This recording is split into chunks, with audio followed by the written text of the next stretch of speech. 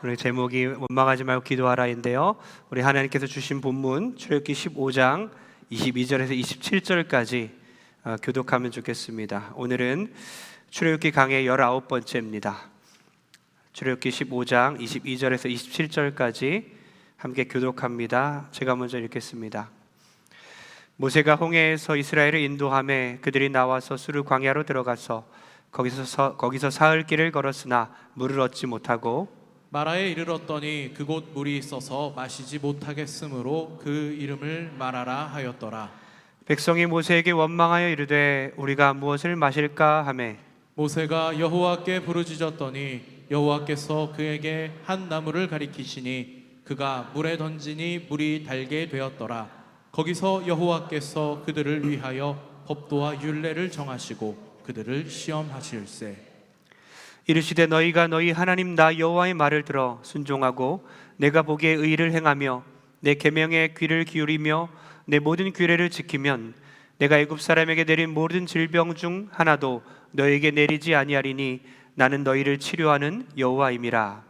그들이 엘림에 이르니 거기에 물샘 12과 종려나무 70그루가 있는지라. 거기서 그들이 그 물 곁에 장막을 치니라. 아멘. 할렐루야.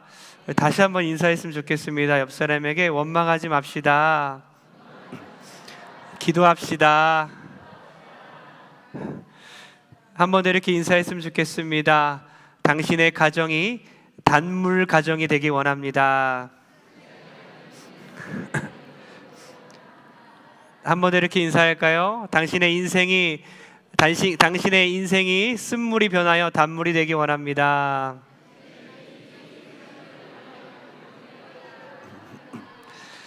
네. 오늘 원망하지 말고 기도하라. 원망하지 말고 기도하라. 하나님께서 오늘 본문을 통해서 우리에게 주신 말씀입니다. 오늘도 부족한 종의 입술을 통하여 하나님께서 말씀을 주실 때에 강단 너머에 계신 하나님을 만나고 기도 응답받고 치료함 받는 시간 되기를 소원합니다. 먼저 사진 하나 보면 좋겠습니다. 네, 한자입니다. 요즘 한자를 잘 익숙하지 않죠. 너무 낯선데 위기라는 단어입니다. 밑에 작은 글씨로 적혀 있는데 위가 무슨 위죠? 위태할 위, 기회, 기입니다. 놀랍죠? 안 놀랍습니까? 네, 위태할 위와 기회, 기가 함께 적혀 있어요.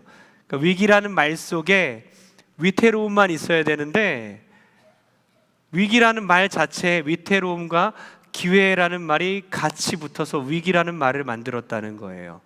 놀랍지요? 위기는 위태롭다는 뜻도 있지만 기회라는 뜻도 포함되어 있는 것처럼 우리가 위기를 만났을 때 우리 그리스도인들은 하나님이 함께 하시기에 위기 속에 오히려 더 큰 은혜를 경험할 수 있는 기회가 될 줄 믿습니다. 오히려 감사할 기회요, 하나님을 만날 만한 기회요, 기도할 기회인 줄 믿습니다.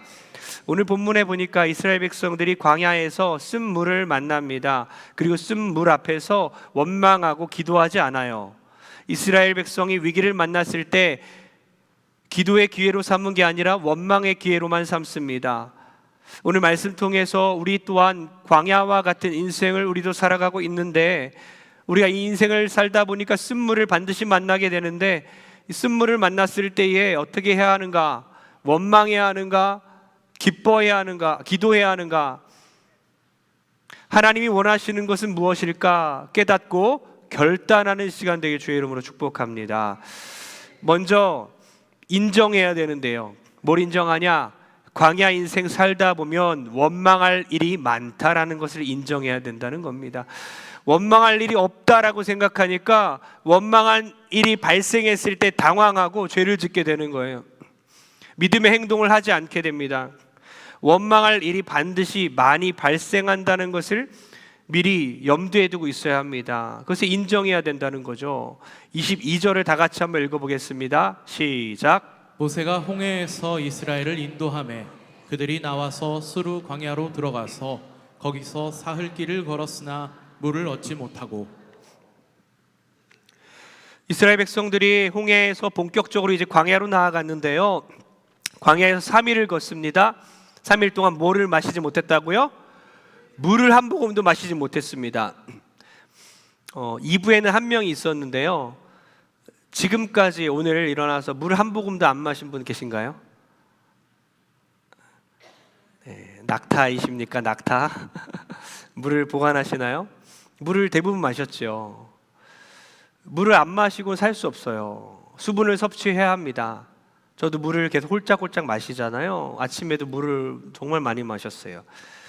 물을 마시지 않고는 살 수가 없어요. 떼약볕에서 뜨거운 햇빛 가운데서 광야 사막 길 가운데서 1시간 또 걸어갈 수 없어요. 1시간 또 걸어갈 수 없다고요? 근데 물을 한 모금도 마시지 않고 하루 종일도 아니고 3일을 못 마셨다는 거예요. 얼마나 괴로웠을까? 얼마나 목이 타들어갈 정도이고 죽을 지경이었을까요?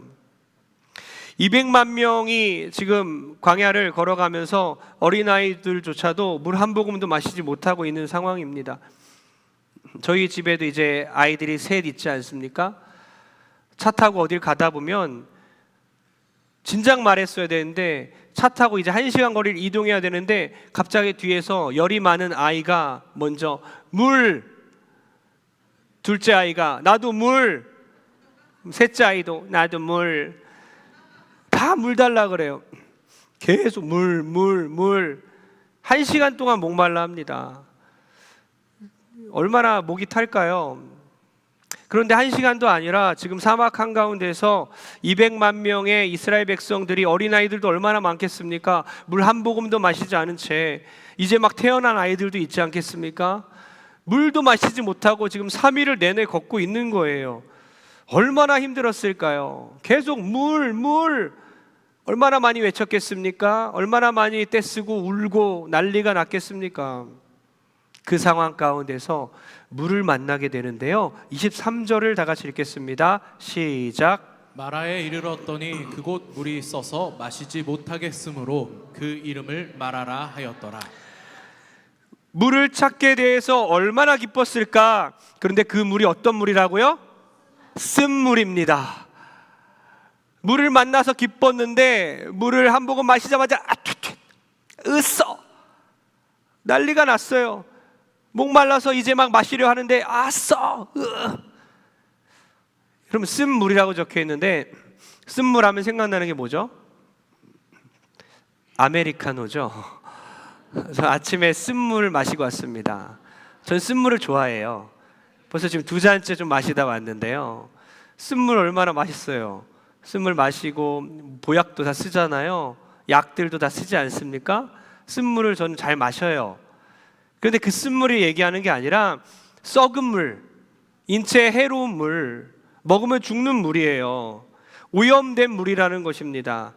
그래서 200만 명의 아이들이, 어린아이들, 어른들 다 할 것 없이 한 명도 마실 수 없는 물입니다. 짐승 한 마리도 마실 수 없는, 한 모금도 마실 수 없는 물이라는 거예요. 그래서 그곳 이름을 뭐라고 지었다라고요? 마라라고 짓습니다. 마라라는 뜻은 뭐냐면요, 쓰다, 괴롭다라는 뜻입니다. 쓴 물이 나오는 곳, 괴로운 장소라는 뜻으로 마라라고 짓습니다. 여러분, 이것이 우리의 인생이라는 거죠. 원래 우리의 삶이 그렇다는 것입니다. 우리가 사는 삶을, 인생을 광야 인생이라고 하잖아요. 때론 마라를 만날 수밖에 없는 것은 당연하다는 거예요. 이것을 인정해야 합니다. 하나님, 저에게 어떻게 이러실 수 있습니까? 어떻게 이런 일이 나에게만 일어나는 것입니까? 나에게만 일어나는 게 아니라 많은 사람들에게 일어나고 있어요. 살다 보니까 내리막길만 있는 게 아니라 오르막길이 있다라는 것입니다.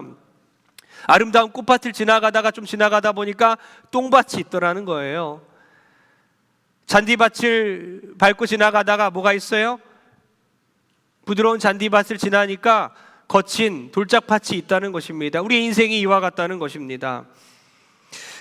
여러분, 인생의 쓴 잔을 마셔봐야 하는 거예요. 이게 디폴트 값입니다. 디폴트 값이에요. 무슨 뜻입니까? 정해져 있는 그런 기본 값이라는 거예요. 자동으로 할당되어 있는 그런 설정 값이라는 것입니다. 인생을 살다 보면 이 마라의 쓴물을 만나는 거, 쓴 잔을 마시게 된다는 것은요, 설정 값이에요. 정해져 있는 거예요. 할당된 값입니다. 이 땅에 태어나서 사는 순간 하나님 나라 가기 전까지는요, 디폴트 값이에요. 정해져 있는 겁니다. 그것을 우리가 인정해야 되는 거예요. 아, 기본 값이구나. 원망할 일이, 그러니까 원망할 일이 없어지길 기도하는 게 아니라 원망한 일을 만났을 때에, 원망한 일이 생겼을 때에 원망에 대처하는 지혜를 달라고 기도하는 여러분 됐으면 좋겠습니다. 지혜를 주옵소서. 주님, 어떻게 해야 됩니까? 주님, 원망하는 마음이 생깁니다. 어떤 학자는 이런 상황을 지금 합법적인 원망이라고 합니다. 그렇지요. 목이 말라 죽게 생겼는데 원망이 안 나오게 생겼습니까?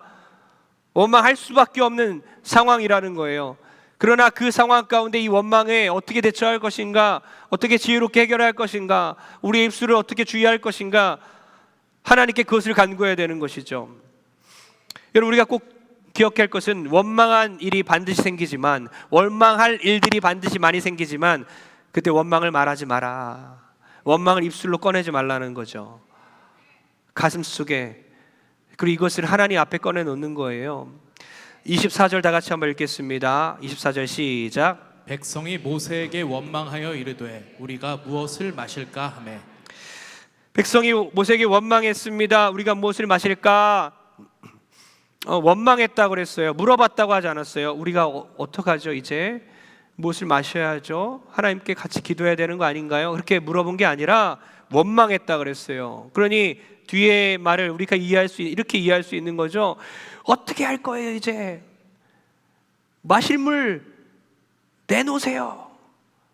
어떻게, 왜 우리를 여기까지 하면서 원망하는 거예요. 백성들은 모세에게 원망하면서 마실 물 달라고 아우성치고 있습니다. 여러분 생각해 보십시오. 홍해를 건너게 하신 하나님, 얼마나 하나님을 찬양했었습니까? 며칠 전에요? 바로 3일 전에 말입니다. 3일 전에 하나님을 찬양했어요.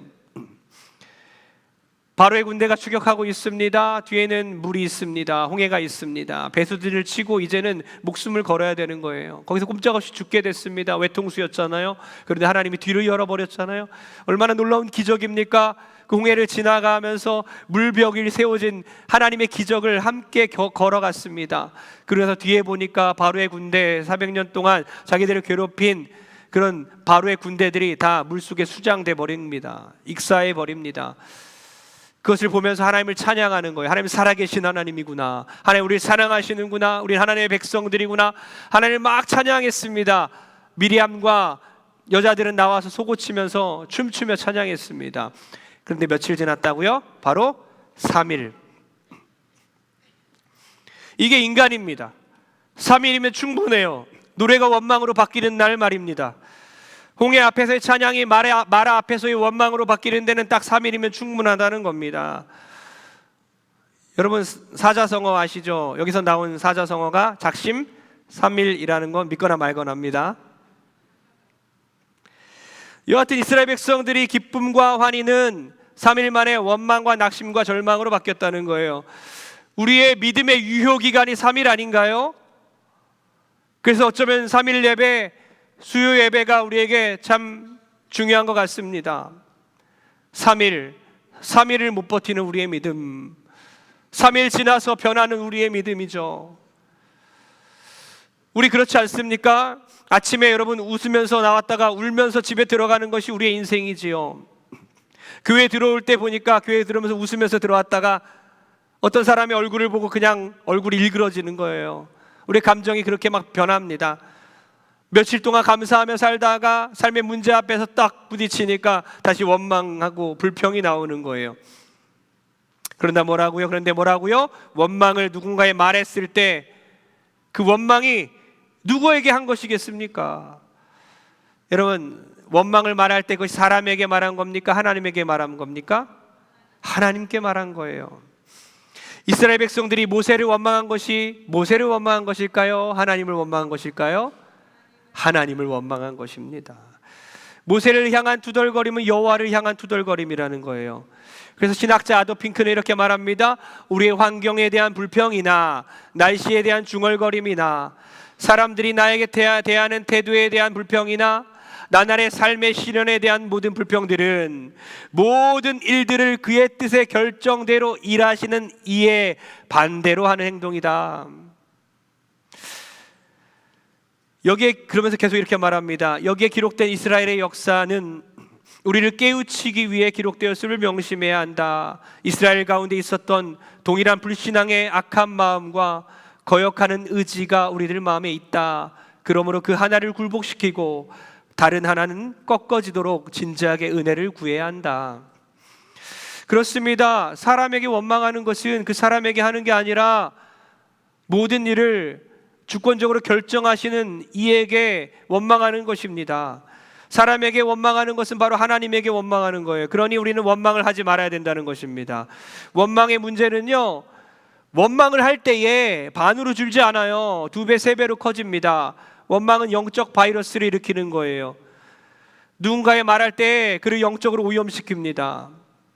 그러니까 원망은 혼자 해야 돼요. 그리고 그것을 하나님께 가져가야 됩니다. 슬픔은 둘이 나누면요 반으로 되지만요, 원망은 둘이 나누면 2배, 3배가 된다는 겁니다.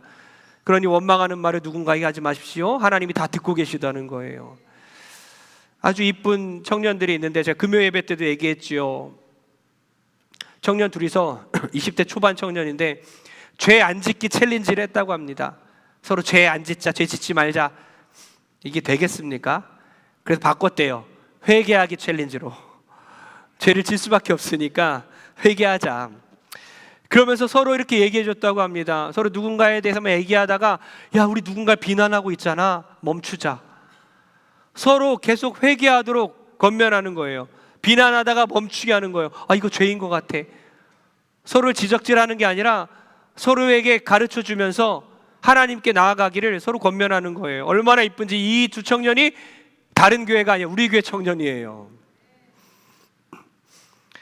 누군가에게 원망과 불평을 하게 되면요, 그것은 오염이 되는 거예요. 영적으로 무너지게 됩니다. 특히 교회나 목회자를 비난하면요, 대부분의 성도들은 그 목회자에 대한 비난을 들으면요, 그때부터 신앙생활이 안 돼요. 예배 생활이 힘듭니다. 예배를 망치게 되고 은혜를 못 받게 됩니다. 설교가 안 들리는 거예요. 너무나 괴로워요. 얼마나 괴로운지 몰라요. 잠도 못 잡니다. 그걸 쉽게 얘기하면 안 되는 거죠. 내가 한 명한테 얘기해도 안 됩니다. 한 명한테 얘기하는 순간 죄가 되는 거고 그 퍼지게 되고요. 하물며 여러 사람이 모인 곳에서도 하면 안 되는 것이고요. 글로 표현해도 안 되는 거예요. 사람에게 하는 원망은 하나님께 하는 원망이기 때문입니다. 그리고 이것이 얼마나 심각하고 얼마나 마음을 괴롭게 하는지를 안다면 우리는 우리의 입술을 조심하고 하나님 앞에 토로하고 기도하는 그런 신앙인 되시기를 소원합니다. 그 원망이 생기는 건 어쩔 수 없지만 원망을 누군가에게 말하는 건 나쁘다는 겁니다. 필립 얀시가 소아마비를 앓았던 그 아버지가 교인들의 간절한 기도에도 불구하고 결국 돌아가시자 하나님께 실망했습니다. 그리고 그는 이렇게 말해요. 아, 하나님께 실망하지 않은 사람은 오직 불신자들 뿐이구나. 신자들은 다 하나님께 실망하게 돼 있구나. 왜요? 기대하는 게 많기 때문이라는 거예요. 부모에게 실망하지 않는 아들은 누구라고요? 옆집 아들. 남편에게 실망하지 않는 아내는 누구죠? 옆집 여자입니다. 관련이 없으면 실망하지 않는 거예요. 동성교회에 대해서 실망하지 않는 사람은 남의 교회뿐입니다. 남의 교인. 교회를 사랑하기 때문에 어떤 부분에 실망하는 거예요? 사랑하기 때문에 때로는 실망합니다. 그러나 그럴 때 우리가 원망할 것인가 아니면 기도할 것인가? 기도하는 성도님들 되어주시길 바랍니다. 원망 대신 기도하라. 25절 다 같이 읽을까요? 25절입니다. 시작. 모세가 여호와께 부르짖었더니 여호와께서 그에게 한 나무를 가리키시니 그가 물에 던지니 물이 달게 되었더라. 거기서 여호와께서 그들을 위하여 법도와 율례를 정하시고 그들을 시험하실세. 아멘. 이스라엘 백성들 기도하지 않았어요. 이스라엘 백성들은 원망만 했습니다. 하지만 모세는 기도했습니다. 모세는 기도했습니다. 부르짖었습니다. 하나님께 부르짖어 기도했습니다. 우리도 원망하는 것이 아니라 부르짖어 기도해야 될 줄 믿습니다. 여러분, 세상에 금보다 귀한 것이 많이 있지만 금보다 귀한 것 중에 두 가지를 꼽고 싶은데요. 그 침묵입니다. 그리고 인내입니다. 침묵은 금이라고 하죠. 침묵할 줄 아는 사람은 지혜로운 사람입니다. 신앙인들은 침묵할 줄 압니다. 금과 같이 아름답지요. 금보다 귀한 두 번째 뭐라고요? 침묵과 동시에 금보다 귀한 것은 뭐라고요? 인내입니다. 침묵이 금이라면 인내는 정금입니다. 우리는 인내를 통해서 정금으로 다듬어지는 거예요. 침묵은 금이고 인내는 정금인 거예요. 여리고성을 침묵으로 돌아서 마침내 여리고성을 함락시킨 이스라엘 백성들은요, 금같이 아름다운 사람들이고요, 전 재산을 잃고 10명의 자녀들을 잃고 자신의 몸에 질병이 걸렸지만 끝까지 인내하여 하나님을 원망하지 않은 욥은요, 정금과 같이 아름다운 사람인 것입니다. 우리 모든 성도님들 침묵하여 금이 되고 인내하여 정금이 되는 신앙인 되기를 소원합니다. 불평하고 악담을 쏟아내는 게 아니라 답답해도 말하지 않고 침묵하며 훈련을 하고요, 그리고 인내하는 훈련을 하고 대신 기도로 하나님께 부르짖을 때에 금보다 아름답고 정금보다 빛나는 신앙인 될 줄 믿습니다. 침묵 후에 부르짖어 기도하는 거예요. 시편에 보니까 다윗은요, 자기를 괴롭히는 사람들 앞에서 침묵하기로 결단했습니다. 침묵했어요. 그랬더니 어떤 결과가 있었냐면요, 속이 타들어가는 결과가 있었습니다. 우라통이 터지기 시작했어요. 참 우리와 성정이 비슷하네요. 우라통이 터지니까 누구에게 달려갑니까? 다윗이 아내한테요? 아니, 하나님한테 달려갑니다. 하나님께 아뢰지 않으면 안 될 정도로 우라통이 터지는, 그것은 은혜입니다. 하소연할 분이 계시기 때문이에요. 우라통이 터지는데 하소연할 분이 없는 불신자들은요, 불쌍합니다. 그러나 우리는 속이 막 타들어가도 막 터져도 하나님이 계시기 때문에 불같이 타오르는 이 감정을 하나님께 토해내야지, 사람에게 토해내면 싸우니까 더 화가 나니까 하나님께 토해내서 너무나 신기하게도 하나님의 해결하심을 받는 그런 기적을 우리가 체험하는 것입니다. 그리고 저희 둘째가 벌써 초등학교 3학년인데 다 컸는데요, 어쩌다 가끔 막 울먹이면요, 저도 막 어쩔 줄 못하겠는 거예요. 아들내미가 막 감정이 막 속상해서 올라오는데 억울해하면서 울먹이면서, 아내한테 들어보니까 작전인 것 같다고. 제가 가끔 집에 들어와서 보니까 저는 잘 속는 것 같아요. 근데 그 모습 보면 아직도 마음이 힘든 거예요. 자녀가 울먹이면요, 부모의 속이 막 아픈 겁니다. 하나님 아버지께서 울먹이는 하나님의 자녀인 우리들의 울음소리를 듣고 가만히 계실 수 없다는 것입니다. 하나님 앞에 쏟아부으러 교회에 오셨죠. 여러분, 고상한 기도하지 마십시오. 제자반에서 제가 주기도문 막 가르치고 설교로 주기도문 순서 가르칩니다. 간구가 맨 마지막 뒷부분에 나오지요. 액치 기도를 막 가르칩니다. 액치 기도가 뭡니까? 4가지 기도로 하는 거예요. 하나님께 찬양을 올려드리고요, 그 다음 죄의 고백을 하고요, 그 다음 하나님께 감사하고 마지막에 간구해요. 근데 어때요? 이런 순서대로 기도하게 됩니까? 속이 막 타들어가고 너무나 힘들고 어려운데 순서가 뭐가 중요합니까? 그냥 하나님께만 하소연하는 것입니다. 막 뒤죽박죽 막 되는 거예요. 눈물과 탄식과 하소연과 울분, 통곡을 하나님께 쏟아붓다가 돌아가는 것입니다. 여러분, 경건하게 막 경건한 척, 거룩한 척 이런 기도하지 마세요. 오 주여, 시어머니가 당신의 아들만 걱정하고 며느리인 저는 안중에도 없습니다. 주여, 이 상황을 희정하여 주옵소서. 성은이 만극합니다. 하나님 그런 기도 안 들어주시는 거예요. 때로는 죽여! 하나님 나 좀 살려주세요. 하나님 나 좀 도와주세요. 그렇게 기도할 때에 하나님 해결해 주실 줄 믿습니다. 직장 상사의 문제 있죠. 인간관계의 문제 있죠. 여러분을 힘들게 하는 사람들 있죠. 그 인간 때문에 죽겠다고요. 하나님 정말 밉고 정말 화가 납니다. 우라통이 터져 미치겠습니다. 하나님 어떡합니까? 눈물 탄식 하소연 통곡할 때에 하나님께서 마음을 만져주실 줄 믿습니다. 그러면서 괜찮아 다 알아. 하나님께서 부르짖는 그 모세의 기도를 들으신 것처럼 우리의 기도를 하나님께서 들어 응답하실 줄 믿습니다. 기도할 때 곧바로 해결해 주신다는 거예요. 26절을 다 같이 한번 읽어보겠습니다. 26절입니다. 시작. 이르시되 너희가 너희 하나님 나 여호와의 말을 들어 순종하고 내가 보기에 의를 행하며 내 계명에 귀를 기울이며 내 모든 규례를 지키면 내가 애굽 사람에게 내린 모든 질병 중 하나도 너희에게 내리지 아니하리니 나는 너희를 치료하는 여호와임이라. 아멘. 너희를 치료하는 뭐라고 적혀 있죠? 하나님이라.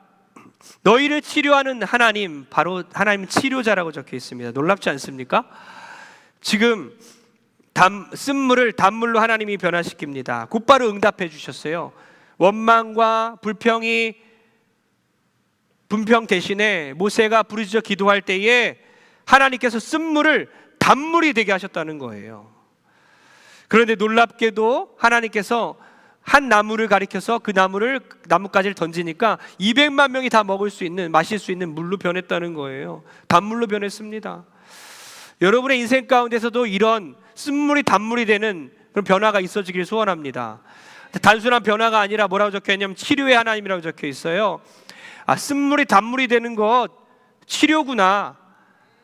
우리의 마음의 연못이 쓰다면 그 마음에 쓰디쓴 마음의 연못이 달게 되는 것은 치료라는 것이죠. 우리의 가정이 너무나 쓰디쓴 가정이라면 우리의 쓴 가정이 단 가정, 하나님의 화목한 가정이 되는 것, 하나님의 치료가 있으면 가능하다는 것입니다. 치료자는 하나님이시라는 것입니다. 나무 십자가를 떠올려 봅니다. 나뭇가지를 던지셔서 물이 그렇게 됐듯이, 단물이 됐듯이 예수께서 우리 위해 십자가에 못 박혀 죽으시고 던져지셔서 우리를 위해 구원하셨어요. 예수님께서 치료하신 모든 문제는요, 죄의 문제뿐만 아니라 우리 인생의 모든 문제를 치료하신 것입니다. 예수 나의 좋은 치료자.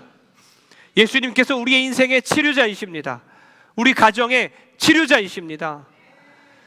지난 4인 4색 강의 때 제가 저희 가정사를 솔직하게 오픈했어요. 깜짝 놀란 분도 있지만 위로가 된 분들도 있을 것 같아요. 목회자 가정도 똑같구나. 저의 남편으로서의 연약함과 부족함, 저의 죄성도 고백했습니다. 그런데 지금은 아주 행복해요. 여러분, 우리 가정이 아주 행복합니다. 별로 기분이 안 좋으신 것 같아요. 그 이유가 뭘까요? 아직 부족하고 아직 서로 맞춰가야 하지만 그런 일들이 많지만 중요한 것은 자신이 연약하다는 것을 서로 인정하고 있다는 거예요. 서로의 부족한 부분을 알기 때문에 솔직해졌고요. 서로에게 도와주기로 하고 서로를 위해 기도도 하고요. 그리고 말씀이 늘 가정에 있는 거예요. 가정 예배도 드리죠. 각자 하나님 말씀 앞에서 무너지고 회개하죠. 그러니까 말씀 앞에 있기 때문에 점점 더 화목의 길로 우리 가정이 가고 있습니다. 사랑하는 우리 성도님들의 가정 또한 화목한 가정이 되고 단물이 샘솟듯 나오는 가정이 되어야 될 줄 믿습니다. 여러분, 이렇게 물어봤으면 좋겠어요. 자녀에게, 남편에게, 아내에게, 나는 쓴물인가? 여보, 나는 쓴물이야? 아니면 나는 단물이야? 쓴물이야. 그렇게 듣겠지만 그래도 한번 물어보세요. 그리고 왜 단물인지, 또 어떤 부분에서 내가 쓴물인지를 들어보시고 함께 고쳐나갈 때에, 예수 십자가의 은혜가 그곳에 있을 때에 치료자 하나님께서 가정을 치료해 줄 줄 믿습니다. 가정에 얼마나 많은 아픔들이 있습니까? 치료가 필요한 가정이 얼마나 많습니까? 정말 수도 없이 많은 한국교회의 가정들이, 또 동선교회의 가정들이 아픔이 있고 병을 앓고 있는데요, 예수 그리스도의 십자가만이 가정을 고쳐주신다는 거예요. 주님께 간구하십시오. 주님을 의지하십시오. 예수님의 십자가가 그 가정에 꽂힌다면, 던져진다면 그 가정이 쓴물이 단물이 나오는 가정이 될 줄 믿습니다. 우리를 치료하시는 하나님께서 나의 마음의 연못을 단물로 바꿔주셔서 나뿐만 아니라 나를 통해서 많은 이웃들이, 우리의 가족들이 단물이 나오는 가정이 되어야 될 줄 믿습니다. 때로는 나 혼자 단물이 나오는 게 아니라 때로는 미안해해야 되는 거예요. 나 때문에 내 남편과 아내가 쓴물이 나오고 있구나. 내가 나의 자녀들이 입속에서 마음속에 쓴물이 나오지 않게 어떻게 할 수 있을까? 주님 도와주세요. 나의 사랑하는 자녀와 남편과 아내와 우리 가족들, 부모가 쓴물이 아니라 단물이 나올 수 있도록 주님 나를 사용하여 주시고, 내가 예수님처럼 던져져서 내가 죽더라도 희생하여서 우리 가정이 단물 가정 될 수 있게 주님 도와주세요. 그렇게 기도하는 여러분 되길 축복합니다. 그럴 때 하나님께서 완전한 만족이 있는 가정이 되게 하신다는 거예요. 완전한 만족으로 이끌어 주십니다. 27절을 다 같이 한번 읽어보겠습니다. 27절입니다. 시작. 그들이 엘림에 이르니 거기에 물샘 열둘과 종려나무 70그루가 있는지라. 거기서 그들이 그 물 곁에 장막을 치니라. 아멘. 하나님께서 마라에서 엘림으로 인도해 주셨다는 겁니다. 엘림이 뭘 상징합니까? 그곳에 12개의 깨끗한 우물이 나오고요, 70그루의 나무가 있다는 거예요. 사막 한가운데를 지날 때 물 한 모금조차 마실 수 없었어요. 마침내 마라에 이르렀더니 쓴물밖에 없었습니다. 인생이 그렇게 험악하고 힘들지만 하나님께서 간간히 주시는 은혜가 있는데 그것이 엘림이었다는 거예요. 천국의 모습이라는 것입니다. 우리의 인생 가운데, 광야 인생 가운데서도 간간히 주신 하나님의 은혜가 있고요, 마침내 천국에 가서는 눈물도 없고 고통도 없고 애통도 없고 완전한 행복이 있고 완전한 만족이 있는 엘림의 축복을 하나님이 주실 줄 믿습니다. 하나님께서 순종하는 자들에게 주시는 완전한 만족, 엘림의 축복이죠. 지금 12개의 샘과 70그루의 나무가 있었는데요, 생각나는 게 뭐죠? 12와 70. 이스라엘 백성이 12지파 아닙니까? 야곱의 자녀들이 12명이잖아요. 12지파. 그리고 처음에 이스라엘 백성이 애굽으로 들어갈 때 70명이었다고 기록되어 있습니다. 12와 70은 중요한 숫자구나. 신약으로 넘어가니까 어때요? 예수님의 제자가 몇 명이죠? 12제자입니다. 그리고 전도자를 파송할 때 몇 명 파송하죠? 70명을 둘씩 짝지어 보내잖아요. 12와 70은 참 중요한 숫자구나. 뭘 의미합니까? 완전수를 말합니다. 성경에서 완전수를 말합니다. 12개의 우물과 70그루의 나무를 하나님이 그곳에 이스라엘 백성들을 안식하게 하심으로써 완전한 만족을 주시는 거예요. 하나님께서 여러분들에게 완전한 만족을 주십니다. 온전한 회복을 주십니다. 그 하나님의 은혜를 기대하며 끝까지 원망하지 마시고 부르짖어 기도하는 여러분 되기를 바랍니다. 주님의 그늘 아래서만 쉴 수 있습니다. 주님의 발 아래서만 말씀을 들을 수 있습니다. 그렇게 하나님의 은혜 가운데 다시 한번 우리의 쓰디쓴 인생이 달고 단 인생이 되어야 될 줄 믿습니다.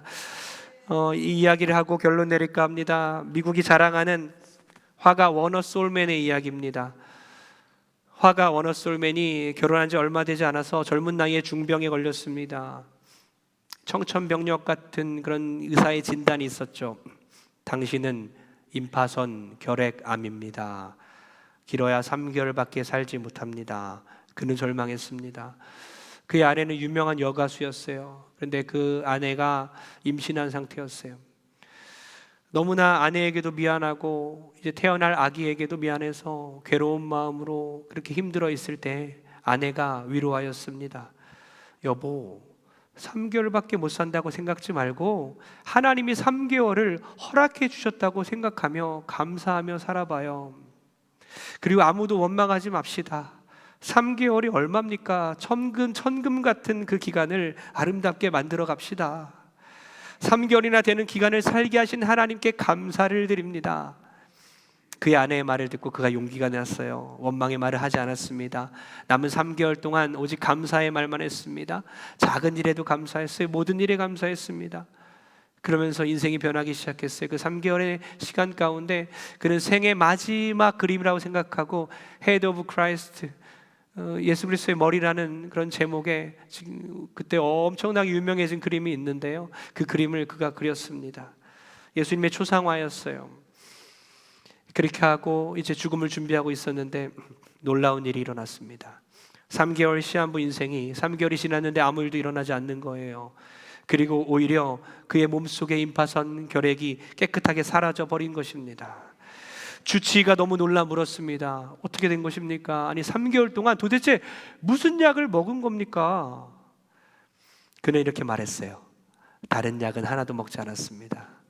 오직 한 가지 약만 먹었는데 아내가 주는 감사 약만 먹었습니다. 감사하는 약만 먹었다는 거예요. 그 말에 주치의가 박수를 치면서 이렇게 말했어요. 바로 그것이 명약입니다. 감사는 최고의 항암제요, 최고의 치료제요, 최고의 해독제입니다 하면서 막 기뻐했어요. 사랑하는 성도님들, 오늘 예배가 끝나고 문을 나갈 때에 뒤쪽에서 하나씩 꼭 받아가시기 바랍니다. 감사약 한 봉지씩 받아가시기 바랍니다. 일주일 동안 감사하며 살아보십시오. 원망하지 말고 하나님께 기도하며 살아가 보십시오. 그때 하나님께서 여러분의 인생을 바꾸지 않나 시험해 보십시오. 여러분 일주일 동안 감사하면서 여러분의 가정 가운데 자녀에게 고맙다 원망하지 말고, 아내에게 남편에게 원망하는 말을 하지 말아 보십시오. 침묵하고 인내하고 대신 기도해 보십시오. 하나님이 여러분의 가정을 바꾸시나 바꾸시지 않나 한번 시험해 보십시오. 여러분 한번 그렇게 살아보십시오. 여러분의 인생에 원망을 다 멈추시고 여러분의 입술을 가리시고 하나님께 기도하고 하나님께 부르짖어 외칠 때에 여러분의 인생을 하나님께서 책임져 주시지 않나 시험해 보시길 바랍니다. 저는 확실합니다. 우리가 말씀을 믿는다면, 정말 하나님이 살아계심을 믿는다면 우리가 원망하지 않고 하나님께 부르짖어 기도할 때에 우리의 쓰디쓴 인생이 달고단 인생이 되며 우리의 쓰라린 가정이, 쓰디쓴 가정이 단 가정이 되고 우리의 쓰디쓴 연못이 단 연못이 될 줄 믿습니다. 그리하여 나뿐만 아니라 나로 인해 많은 주위 사람들이 단물을 맛보고 하나님의 놀라운 은혜를 맛봐 우리 교회가 천국이 되고 가정이 천국이 될 줄 믿습니다.